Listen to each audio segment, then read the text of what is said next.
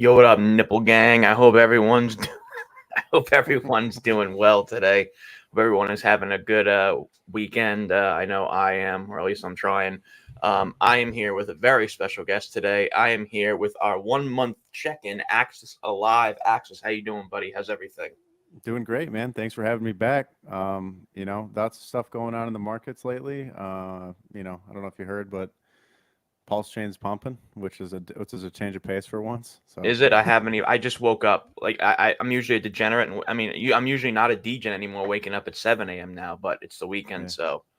Well, But we I, are coming into some heavy resistance, but I thought it was optimistic that we got to pop back above the 21 daily bull market support band. So hopefully that holds. cool. Cool. I'm glad to hear that. So, I want to talk today about uh, a few pressing topics. And I think these topics are actually very important.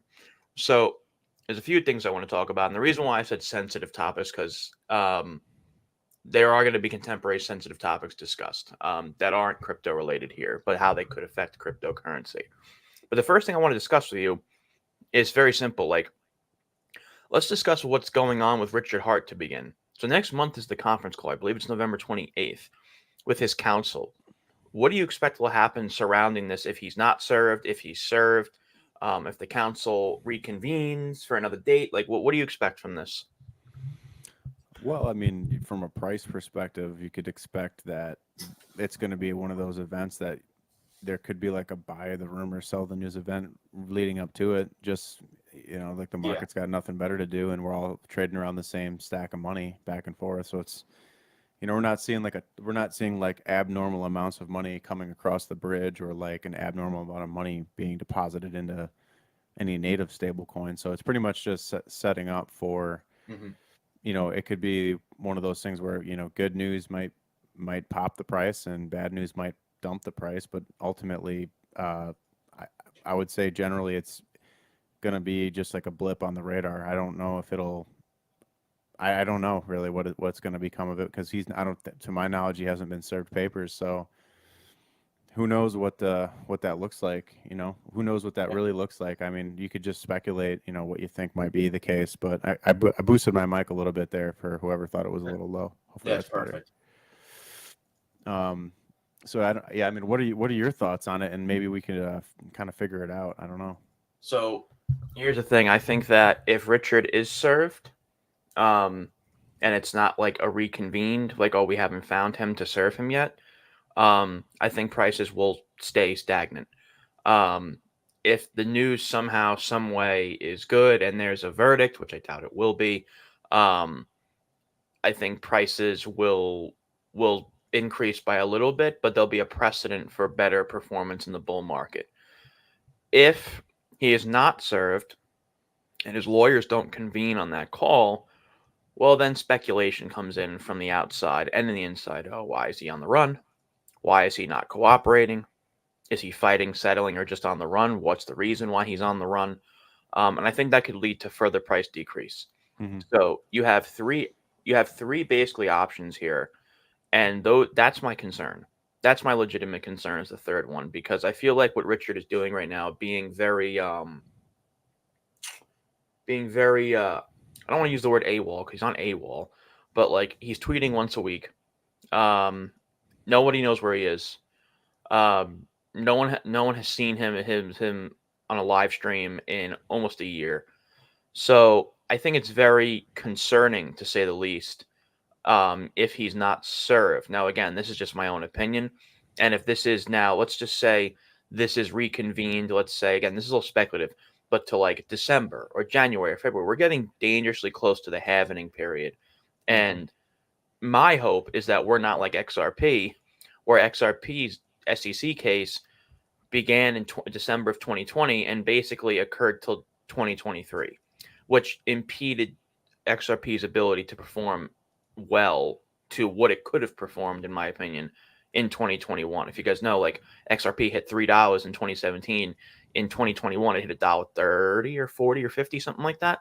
So it is Dude, a warm. you make up some really good points there, and I think I have some commentary on that. Please. So you make a good point that XRP was in litigation for like almost 4 years, and that XRP did have a muted cycle because of that. Mhm. But XRP was mostly traded on centralized exchanges, That is true. and they got rugged, but from Coinbase and Kraken and all the biggest exchanges from U.S. buy volume. Mhm. And so, in the land of PulseChain, like, we're some of the most adept people who are actually using blockchain technology and using it in a decentralized way, and it can't be shut down that way. And That's a so good I point. think because we're a smarter user base, I have less fears that our cycle will be more like XRP after its SEC case than maybe ETH Classic versus Ethereum when it forked from the big, because it's more of like a FUD event, and you're not Mhm. being your exchange volumes aren't limited by something some authoritarian can lay down on you. Right. Um, That's a good so point. I'm pretty bullish on that fact. I think we have this like some of the smartest users, and like we've already seen so much price positivity lately in different assets on Pulse Chain. I think that it's setting up for a nice juicy bull run. What my big concern is here is that, like, so were you aware of like that? I don't know the name of it exactly. Were you aware of that Sea Bridge incident? Do you remember that? No, Okay. I don't remember that one. Okay, so it was about a month ago. It was basically an incident where it was accidental that Seabridge, I think it's what it was called, Seabridge, may have been another bridge, but Seabridge, which is basically a works with anti-money law an AML type paradigm, blacklisted the Pulse Chain Bridge, and Oh, as was that the one on yes, what chain was that on? Was that on Cello or yes, yes, it it was yes, was? yes, yes, yes. So Okay. what concerned me with that is that that mistake could have been more widespread. Ah, That's what concerns me right now because it goes to show that in cryptocurrency, even decentralized bridges can be affected by centralized entities. sure. And that is what bothers me the most. That got and I don't think how they would be able to do this because you're literally affecting the wallets of over like if I there's 9,000 daily users right now on Pulse Chain, give or take. So Mhm. what you're literally silencing 9,000 people plus let's just say the people who don't even use Pulse Chain but just wanted to get their copies out and back on Sure. Ethereum. That doesn't sound like a very plausible thing to do because you see outrage even you have there would be outrage even if those people that bridged out of Pulse Chain to Ethereum despised Pulse Chain because they would be Mhm. affected as well. So Mhm. it's a minor concern for me, but I'd be lying if I said it wasn't there. Okay. So, Yeah, I mean, I can get on board with that. mhm, I can understand. I see it more of it from the angle of yes, those things can happen, but as long as the narrative doesn't form that that's a heinous blockchain or like right. that they should blacklist the whole thing, which I wouldn't. It doesn't seem very logical, like a logical conclusion to the whole thing, but Mhm. um, yeah, I'm not. I guess like because of the way that actually turned out, and they basically came out and said, "Oh, sorry, we didn't mean to do that. We'll Mhm. fix it right away." Like that made me like not so worried about that kind of a case happening. Absolutely. So now I want to discuss something, and I've discussed this before vocally, and unfortunately, when you're very vocal about things on Twitter, you get some flack. It's whatever. It's it comes with the trade. I want to talk about PulseX. So there are so many projects out there. Nine mm, PHUX, Freedom Swap is coming out. Daytona Finance. There's another one that I'm forgetting. That Nine has inch. Did you say what's up? that? Did you say 9 inch? 9 inch coming out. So many projects with 1/100th of funding have created completed DEXes on Pulse Chain, Mm-hmm. and it makes me very curious on why PulseX is still incomplete. So I don't think this has to do with the SEC because technically the devs can continue to work on PulseX without Richard. At least in my assumption here. I mean, I'm not a legal expert, but if they're suing Richard, I don't see why their devs can't perfect and complete PulseX so that PulseX can actually compete with other DEXes on PulseChain right now that really are taking. I mean, I'm fine with competition. That's capitalism, but these other these other DEXes are taking market share from PulseX because PulseX is an incomplete DEX. So Mm. I'm curious to hear your thoughts on why that is, on Hmm. why PulseX is not completed. Yeah, so yeah, you make a good point there. The negatives of it, of this being the case right now, is that if less traffic flows through PulseX, then that's less buy and burn. That's Yep. holding up the price. And so, but like a lot of these, not in all cases, but some of these DEX aggregators like Pitius and PortalX and those types of things, they are still utilizing the PulseX pools, and most of the liquidity is on those pools for most tokens, I would say. Yeah, I think ultimately, there's gonna this it's gonna split up the market share a little bit, and Mhm. then in those little pockets, like let's use PHUX as an example, those guys will have their own. They'll be getting rich in their own way over there through their rewards program through Right. the and then same thing with 9inch Mhm. with the BBC token. Like they're gonna basically make capital on their own that would otherwise be going to the PulseX buy and burn. So that's the downside. Is where you're creating value for a smaller subset of users versus like boosting the whole everybody as a whole, like through the PulseX buy and burn. So that yeah, I mean, I think one of the reasons why that wasn't done was because they had I mean, launching PulseChain was just a huge undertaking, and they got it done in like 2 years. And we saw how long it takes ETH to do an upgrade. Yep. You have to cover all your bases and launch flawless stuff. It's going to take a long time to make sure all your I's are dotted and all your T's are crossed. So I think, as time goes on and the bull market starts to pick up, all the features that we expect from a DEX is going to come online, like limit orders and just Yes. better order routing and stuff like that. And maybe I hope so. PulseX will consider doing its own DEX aggregation at the Yep. end, right? And somehow fit like a buy and burn mechanic into that as well. That would be great.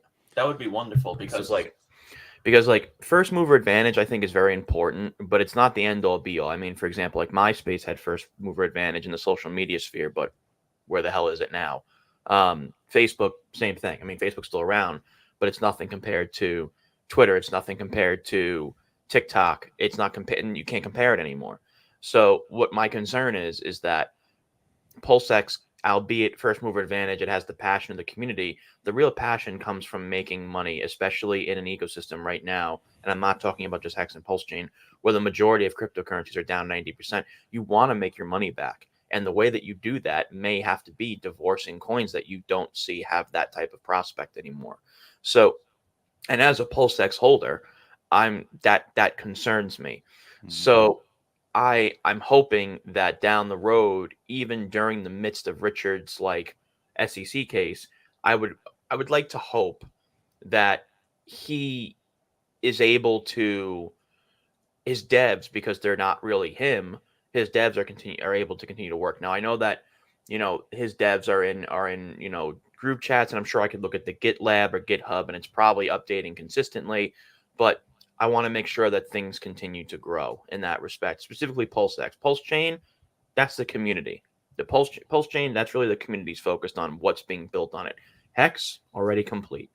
The one thing that's not completed on Pulse Chain, in my opinion, is PulseX, and that needs to change, in my opinion. So, so now I want to talk to you about something, the sensitive topics that I wanted to talk to you about. Um, Again, this is a very sensitive topic. This is a very contemporary topic that I'm about to discuss. So if you guys are not interested in listening to this topic, please leave now. I want to discuss something that isn't involved in Hex and Pulse Chain at all, but could possibly affect cryptocurrency. As you guys probably know, there's a Gaza-Israeli conflict right now that's happening, and it seems like it's bringing in many different countries. Uh, the United States is now putting aircraft carriers near the Israel. You have a lot of Middle Eastern countries praising Palestine. It seems like this could become a larger conflict than just a regional one. So I want to ask you then, as we could relate this to maybe Ukraine, how can this possibly affect cryptocurrency if it escalates? Yeah, so I think so. This is so. Let me preface this by saying it's total speculation, and I can't predict Hmm. the total impact of global all-out warfare on markets. But if we just look at what's going on in the markets right now, we're actually seeing like weakness in the dollar. So like Yes. tonight we'll know whether or not. I don't expect any huge rally on the dollar tonight. And this weakness in the dollar is actually what we want to see. And this could be actually good for crypto.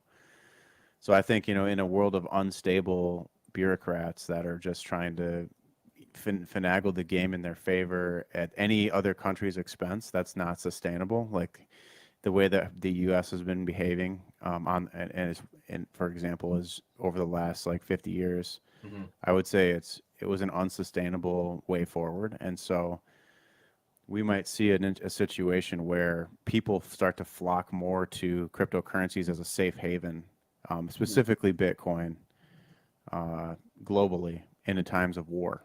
Good Um, point. and same for gold. I think gold is another thing to keep an eye on. Hmm. And one of the ways you might track this whole move playing out, as this war develops, is you'd look at the price of crude oil, which is your main energy source globally, Yes.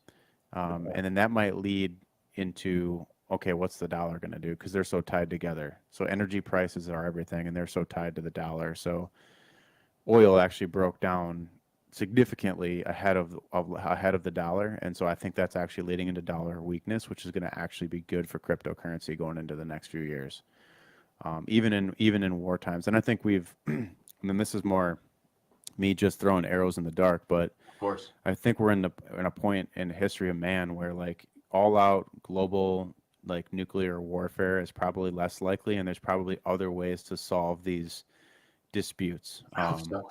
So I'm a little more on the optimistic side. I think we're living in the most prosperous times ever in the That history of I agree. mankind. Yeah. Um, You don't eh, usually get impaled for taking a piece of chocolate in modern times like you would like 500 years ago. So I right. agree with you on that. Yes. Don't get me wrong. There's plenty of injustices in society, and that, but I just think that in terms of economically, like everyone is so um, tied up together in the same situation because of the internet. Like the internet has made commerce global more than ever before, and we're more interconnected than we've ever been before. So it's like if you drop a bomb on an opponent that also is deep in ties has deep ties in business with you, or like if one country is abandoning the other country's sovereign debt, like Hmm. we're seeing with China and Russia, basically trying to get off like the U.S. money standard, Hmm. like it's a sort of economic warfare, but it's Yes. also then it begs the question. So what's the next piece or what's the next thing coming down the road for a solution to that problem? Good And I point. think cryptocurrencies might be that solution. So I'm actually quite bullish in these times on the outlook for crypto. No, that makes sense because like for example, like even like a global pandemic really only brought us down for about 2 months.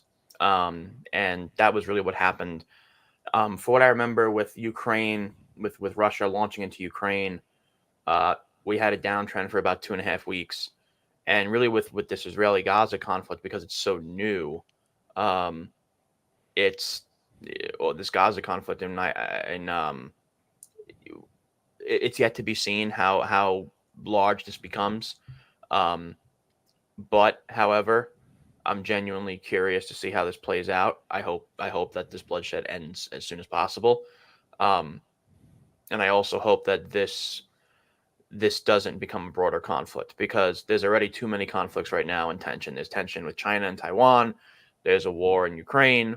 Now there's a war in the Middle East where the Middle East is a I could equate it to World War One, given the fact that World War One Europe is a melting pot that caused World War One. The Middle East to me is a melting pot that probably will, if we ever were to have a third world war, would probably be in that place. Would probably start there. Um, so I think that I hope that this conflict comes to a swift end. Now I want to talk about engagement. I want to just get that out of the way and see your perspective. Now I want to talk about engagement because usually you and I have like, and this perfectly sums up my point on the next question. Usually you and I have when we stream, we have 200 to 300 viewers at one time. Today we have 70. and that's not including Twitter, but I'm presuming on Twitter there's probably about 8 to 10 people watching right now. Um, so let's say ballpark 80 people. Maybe we'll get to 100. But it's obvious right now that engagement on Twitter and on YouTube is at an all-time low in crypto. Like when I first got into PulseChain, when I had 600 subscribers, I was getting 5 to 10k, 5 to 8k views on videos. Now with nearly 10,000 subscribers, I'm getting 800 to maybe 3,000 views, Mm-hmm. depending. So engagement seems to be at an all-time low here. When do you expect to see an uptrend in blockchain, especially now with this conflict brewing? Yeah, so this kind of piggies back off my last answer too. Is like I go, as we go into the end of the year, we could see Bitcoin actually perform pretty well.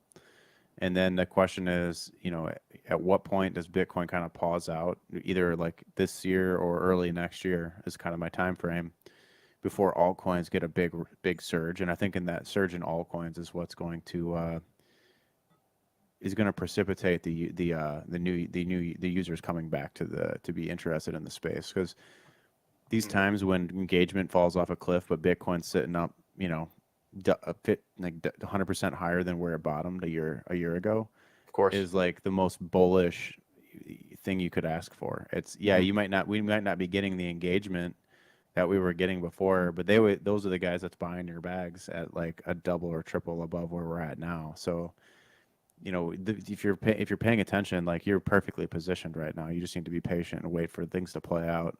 Mm-hmm. I have the utmost confidence that we're in the Oh, right so do I. place. So like when we talk about a lot of these other macro events that's going, like we've already seen the worst of the worst, and the rate hikes and the COVID, and like what with all the debasement of currency, like all that stuff is still being like settling now. And the reason why we're not getting the engagement is because everyone's wrecked. It's They think true. it's over. So I mean, that usually is the sign for me. Yeah, no, I mean, and don't get me wrong, like I'm still getting on my videos like 700 to 1,000 views, which is give or take this the amount that I usually get on solo videos when I do 7 to 10 minute videos. This will probably get around 900 to 1,100 views because I know usually every single video you and I do, with the exception I think of one, gets around 3,000 views. Um, so this will probably get around 1.2, 1.5k. I know 2 people are streaming right now as well. I think ATX is streaming right now, and so is RH Max. So it makes sense. And I've also realized on Twitter my engagement is still fine. I mean, like I'll comment on PulseChain and Hex, and I'll still get 250 to 400 likes.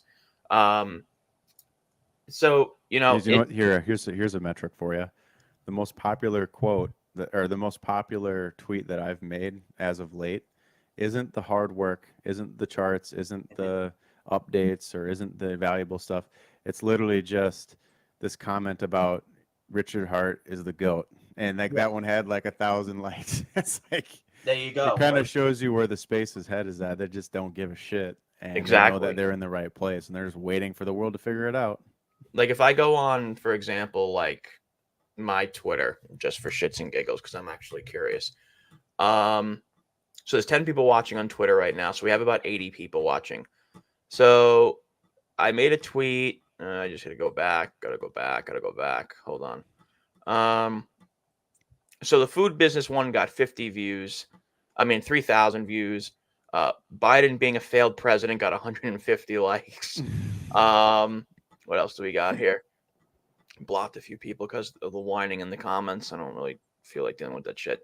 Yeah, so tweet that could help Richard Hart, 218 likes, which is average for me. About 200 to 400 likes, which is roughly about average for me. And then another one was, new video, how you can help Richard Hart, 200 likes. Yeah, so that makes about sense. I usually get around 200 to 400 likes per tweet. So that makes sense. It's more along the lines of like I'm noticing YouTube, but again, there's a lot of people streaming right now, and I'm sure people will come in. There's 72 people watching plus 10 on Twitter, so there really is 82. So now I want to discuss Axis token. And what exactly is this token named after you? And what is its token surrounding the growth of PulseChain? Yeah, so I mean, Access Token was really just a way to reward my members on accessalive.com. So we do like private content every Monday night, and part of that is, I raffle off a little bit of an airdrop for one lucky winner. So it's kind of like a way of like, look, you guys are investing in your own education. If you're going to show up and you're going to participate, maybe you can win a little something back of value to you. And I mean, that's what was the start of it, was just to find out a way how to give value back. And then in addition, because it's a token on the blockchain, we can actually use the actual token, the price chart, the chain analysis, and the liquidity and knowledge to educate the members on actual real world examples of what's going on, on all three of those fronts. And it lends itself nicely as a way of being like a fresh asset that was created only just a couple months ago for understanding those things, because it's just that organic growth, right? Hmm. And so it's been a really effective tool for just helping give my members both a reward, but also to educate them on the blockchain. And just, man, it's been a blast watching it kind of, as the community figured out, because it was a stealth launch token, so there was Yep. no sacrifice or pre-mine or nothing. It was just like, okay, made a coin, has 1 million supply total cap.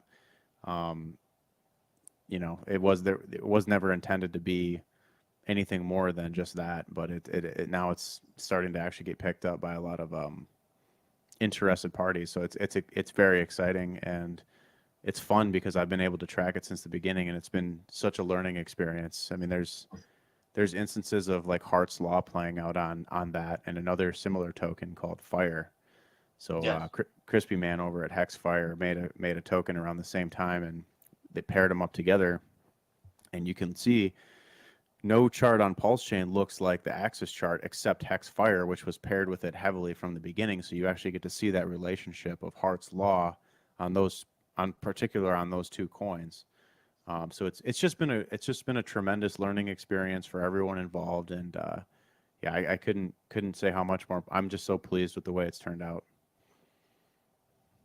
No, I love that, man. And on the topic of this, guys, make sure to smash up the like. Make sure to like, share, and subscribe. Also, make sure to follow Axis on Twitter. Make sure to check out, excuse me, his official website as well. I have both those links in the description. He comes on the channel once a month. We do our monthly check-in. So make sure to do that. Make sure to like, share, and subscribe. Make sure to donate to the channel through super chats if you can. If not, thank you for being here. And I guess then, like, my last question is then, the halvening is obviously approaching. I mean, it's not here, but it's not far. It's October, so November, December, January, February, March, April. So it's about 6 months away. And given the fact that it's 6 months away, when do you think this bear market will finally end? Like, when do you think that there will be a shroud of good news? Because I've been in crypto since 2017, and this has been the most long, drawn out, brutal bear market that I've personally experienced, at least in my own personal empirical perspective. When do you think things will actually start looking a little bit better? Again, not financial advice, just speculating.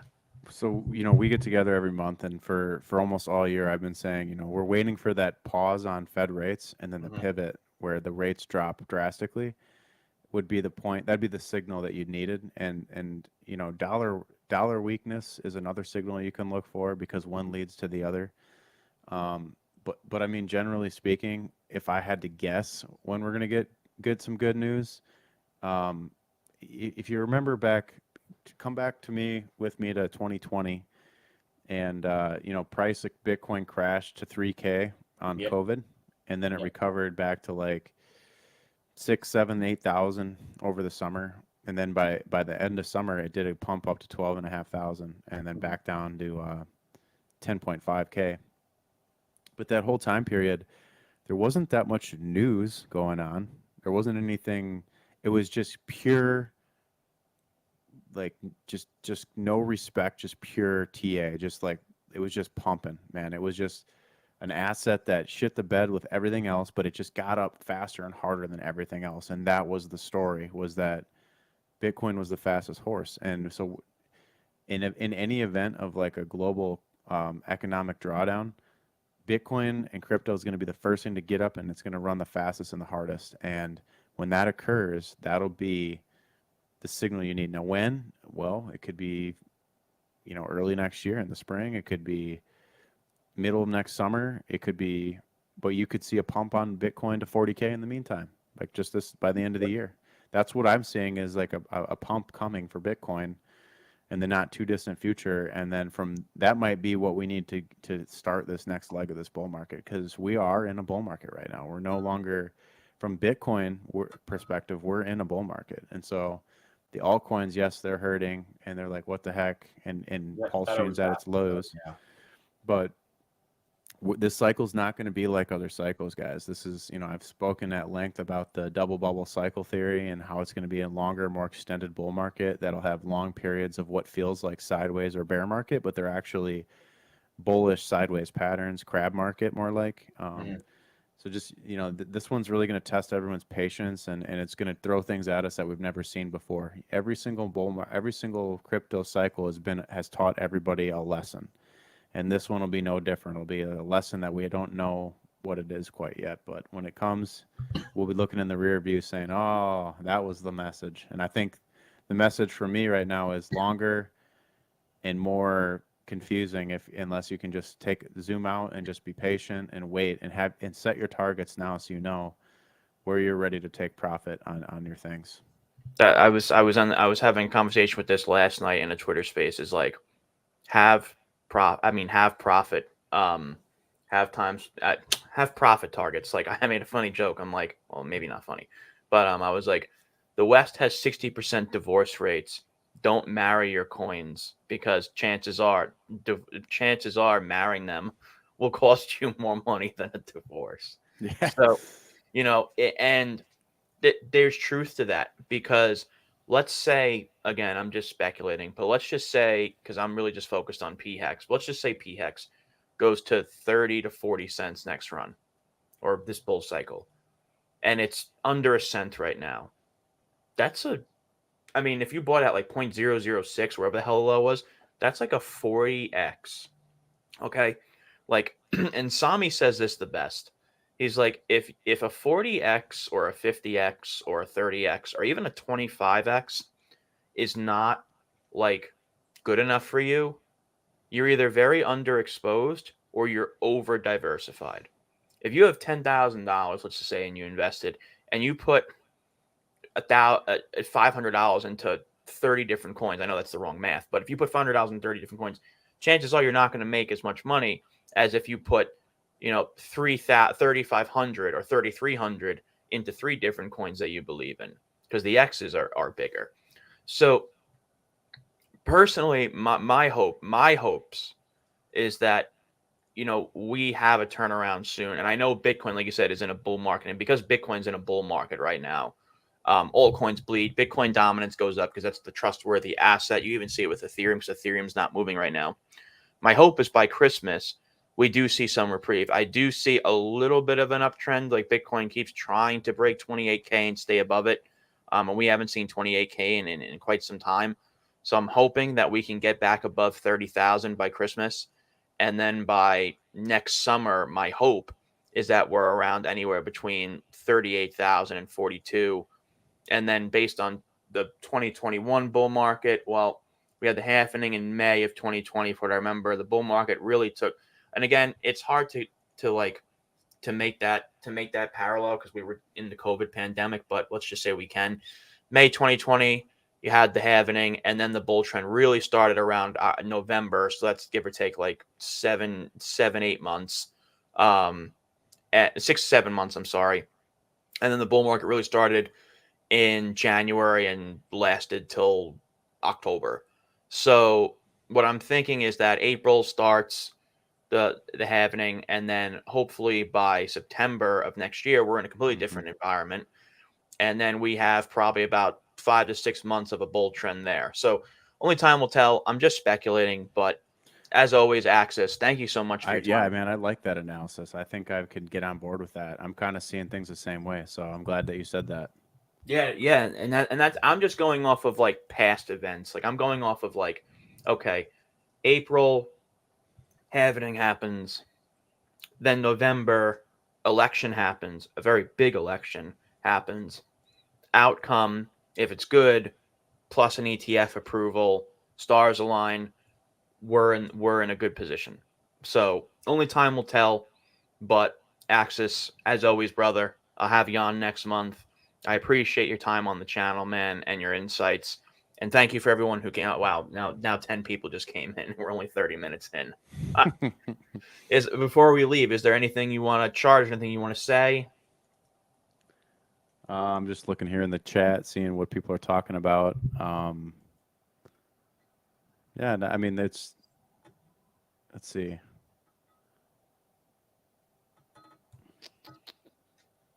Thought there was something in here earlier with macro related, but oh, anyone having PulseChain bridge problems? I heard someone ask me that a couple days ago too, and I don't know really what the cause was. There was somebody who asked me that question. Oh, so I hear it was Super Snake asked me if I could give a bullish price prediction for ink. So I suppose I can pull up the ink chart here, and we'll just do that quick before we take off. Sure.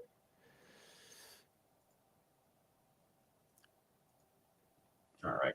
Give me 1 second, fellas. Don't leave just yet. But bam. There you go. Let's see here. Oh, ink is just ranging. This reminds me a lot of Chainlink. Mm-hmm. You know, if we can get this thing to just continue to stay range bound for a little bit longer, you know, it could, you know, whatever, come down here, test the base, double bottom, make a move back up to the range, do it again, break up again, do a retest and resumption off the top of the range. That would be ideal. That would put us sometime. That would set us up for like a breakout on ink sometime in November or December potentially. So what does that look like in terms of price targets? We don't have a ton of data, so we've only ever seen this thing launch, go straight up, and then go straight down ever since. But let's just do a little Fibonacci extension from the floor price to the most recent high, and then we'll make some assumptions about where it'll go back to. 1 second, I gotta throw on the log. Okay, good. So that's crazy, man. That is so crazy how far down ink has come. Yeah, it's bad. 98%. 98%. Okay, so I mean, easily, bullish prediction. Easily, we're gonna get back up to like this sounds terrible. $3. Based on what I got going here for this fib extension, but really, you can't really use this at these prices, because what's going to happen is this thing's going to run up, let's say to probably this range, and then have a retracement back down, maybe to here, and now you have some sort of levels you could look for. The way I'm getting this, guys, is like I'm looking at this as a resistance line, and you could see where it launched and then where it broke down from and got resisted here. That makes sense, right? Right. And so if that's like the level where we get rejected from this time, and then maybe we come back and test the top of the range as support. I'm just making a lot of speculative assumptions, guys, but if this is true, then we're going back to $8 probably on the next swing high after this breakdown, right? $8 maybe sometime next year. And then if it has continuation, you could see $25 and then $80 all-time high for the 3618. And we saw Hex get up to its 3618 before, back in the early days. So it wouldn't be the first time something's went down 99% in RH ecosystem and made it up to the 3618 fib target. So like reaching the all-time highs again is doable, and I'll show you exactly that it's already been done before here on Hex in the early days. So Hex started up here at like 003 or 004 on this red line, and then it crashed 99% down to here. And after that, if you run a fib extension like I just did on that other chart, oh, this is the wrong one, ain't it? Yeah. 1 second. Oh, goody. Take your time, sir. Something like this, maybe, where you go from this base to this local high, back to this base. I'm expecting a similar move on ink where it goes bottoms out, pops up to maybe that resistance line, and then back down. So here it is. See how it pops out, goes to the resistance line, comes back down to test the base, and then that's where you start the move. So on this one, if you look, where's the 3618? It's up here at 2.6 cents. And how it gets that is from these 3 data points down here. So this data point, and this data point gets you a 3618 target here of 2.6 cents. And we know that Hex did that. So if Inc is going to perform similarly and hit the same Fibonacci extension targets, then that 3618 is doable. And right now, if assuming that my levels here coming off the bottom are true, maybe like we go to $3 and get rejected back down to $1.33, then your 3618 target's sitting around the all-time high of $82. But time frame, I can't know that, but I can tell you that this, if it plays out in this way, that'd be like a bullish outcome. Yeah, no, I mean, personally, as an individual who doesn't hold Inc, I really hope that Inc does perform. I mean, that would be lovely to see for those who hold Inc. That would be lovely. Same thing with PulseX, PulseChain, and Hex. That would be lovely. Again, I think a lot of this really does. It really does. It's really based on a lot of factors. How high cryptocurrency goes in the next bull run. Also, the SEC. I do believe, though, regardless if the SEC thing is solved or not, a rising tide lifts all boats. When you have a strong community, I don't believe that Hex, PulseChain, and PulseX are going to be left in the dust, because this community is one of the largest communities out there. So I refuse to believe that Hex, PulseChain, or PulseX are just not going to perform. But the manner in which they perform at their best, I really do think, unfortunately, is indicative of how this SEC case plays out. But if it's good, the stars, like, to me, like, I wouldn't even be able to say anything. Right now, I'm just being a realist. But if the SEC case comes out to be good, the stars are aligned, and only time will tell in that respect. Right. Like I think the most based realistic outcome you could see for PulseChain and then everything that's tied to it, like because of this, would be, that, let's say, that 30x to 40x territory, and then if you do a 2x Perfect. after that, now you're already at 60x. Right. When you say 30 to 40x, you mean from SAC rate or where it is now? From the base, from the bottom down here, not from SAC rate. So point zero zero zero assuming 03 things stayed times the way 30 they're- would be what?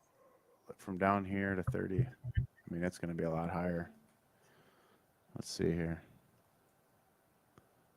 3,000. We need 3,000%. 001.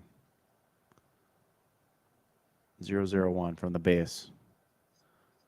So that's 30x. I mean, that's really all you can really ask for right now. Well, and then just think of 2x after that is 002.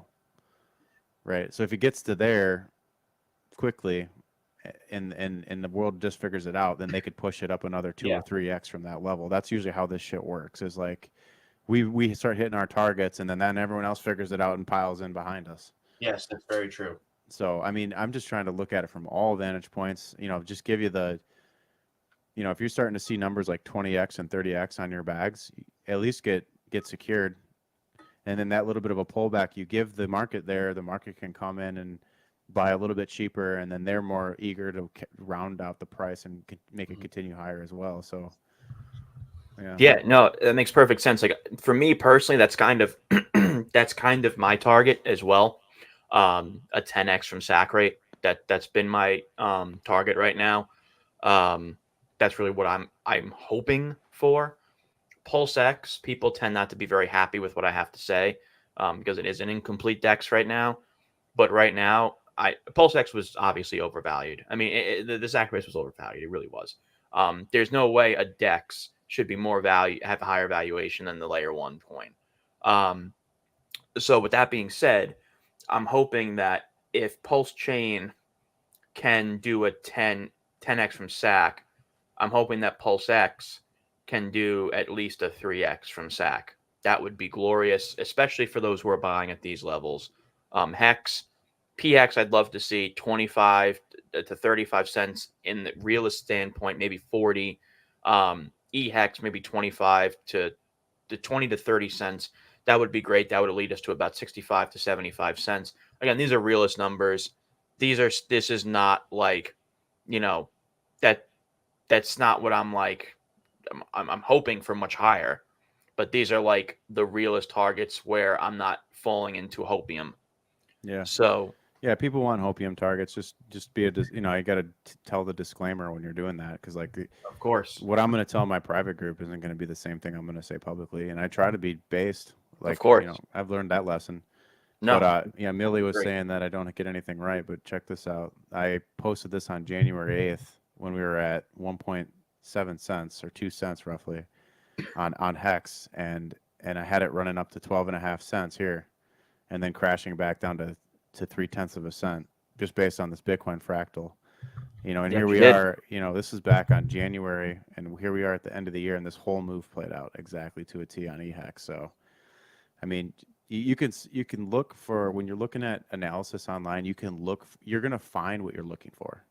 If you think somebody's not right or they are right, it's not the point. You should be picking up the nuggets from all of your sources that you have out there to get a better understanding of the way you want to play the market, because at the end of the Exactly. day, you're the one that makes the decision. It's not up to, oh, this guy was right or this guy was wrong, or you know I didn't make a coin that did 5 bajillion%. Like, it's okay, dude. Like, we get it.